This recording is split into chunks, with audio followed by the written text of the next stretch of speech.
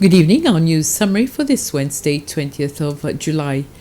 The Youth, Sports and Family Ministry is working together with other partners, such as the Ministry of Health, Social Affairs and Housing Departments, to review the current family policy, which was drafted in 2016.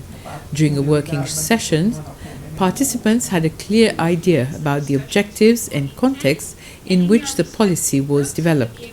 The two-day session has been held to mark World Population Day, which was on the 11th of July.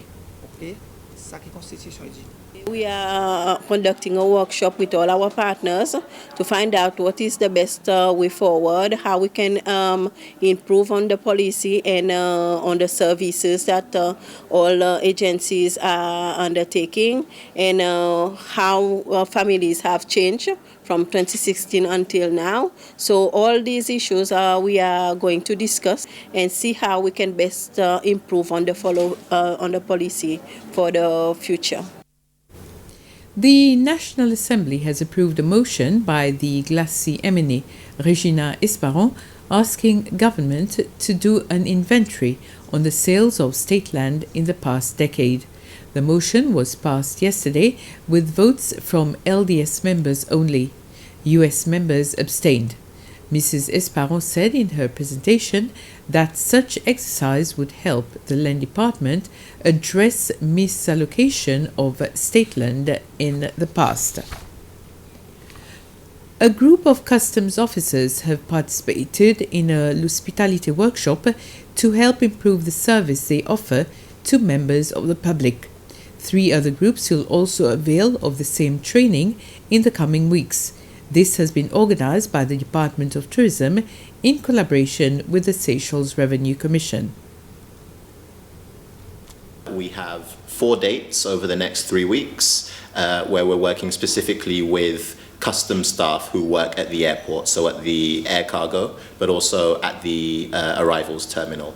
And the purpose of the training is to try and raise standards in relation to customer care and customer service in the country. It's a tailored workshop to meet the needs of organizations, and one thing that we're really trying to emphasize is that it starts with each and every one of us.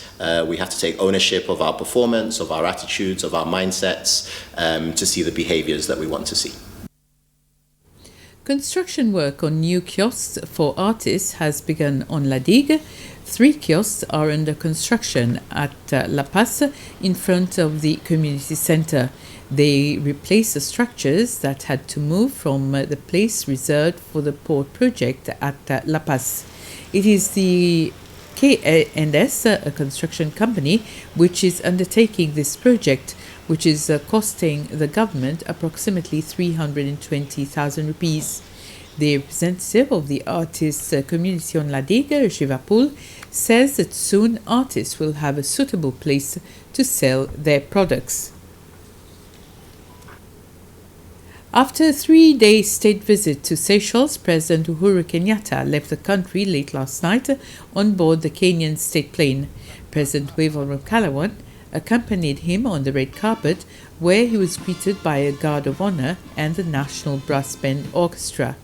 The Cabinet of Ministers, as well as the President of the Court of Appeal, the Chief Justice of the Supreme Court, the Speaker of the National Assembly and Vice President Ahmed Afif were also present to see him off. President Kenyatta was here at the invitation of President Ramkalawan, and during his stay, he signed 10 bilateral agreements with the Seychelles government.